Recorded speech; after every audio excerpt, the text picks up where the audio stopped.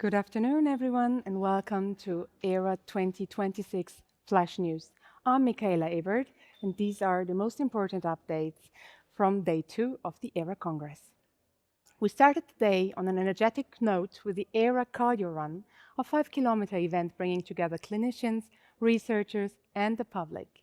Beyond promoting physical activity, it was a great opportunity to raise awareness about arrhythmias and cardiovascular health in an informal and engaging setting. This morning featured late-breaking clinical science focused on persistent atrial fibrillation ablation.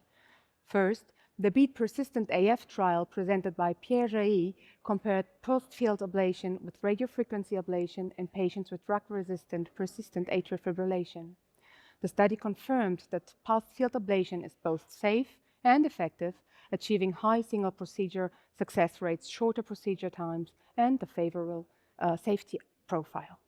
These findings reinforce the growing role of this non-thermal technology in everyday clinical practice. Amir Jadidi from Switzerland presented the SOLVE-AF trial, and this study explored a substrate-based ablation strategy performed during sinus rhythm, targeting low-voltage areas and abnormal electrograms. The results showed that adding this targeted approach to pulmonary vein isolation significantly improved arrhythmia-free survival at 1 year, particularly in patients with relevant low-voltage substrate. We then heard results from the Cornerstone AF trial presented by Shinzuki Miyazaki from Japan. This large randomized study addressed whether empiric posterior wall isolation provides additional benefit. The findings showed no significant improvement in arrhythmia-free survival compared with standard ablation alone, while procedural times were longer, suggesting that routine posterior wall isolation may not be necessary for all patients. Finally, results from the CPAF trial evaluated cryoballoon ablation as a first-line therapy in early persistent atrial fibrillation.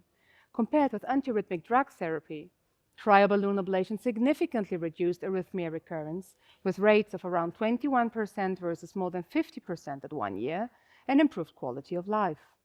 These data further support early interventional strategies in selected patients. Beyond clinical trials, today's EHRA consensus sessions focused on transforming both education and clinical practice. A key message is the shift towards protocolized, proficiency-based training.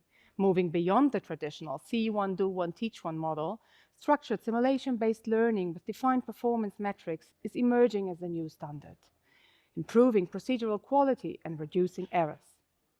2 additional consensus documents addressed same-day discharge after electrophysiology procedures and device implantation. With appropriate patient selection and streamlined care pathways, this approach has the potential to improve efficiency while maintaining safety. Still to come later today is an important joint EHRA EAPCI scientific statement on the role of intracardiac echocardiography in invasive electrophysiology, highlighting the growing importance of imaging integration in complex procedures. In summary, Day 2 at EHRA 2026 brings strong new evidence supporting tailored ablation strategies, earlier intervention in persistent atrial fibrillation, and innovation not only in technology, but also in how we train the next generation of electrophysiologists. That's all for today. Thank you for joining us, and enjoy the rest of the Congress.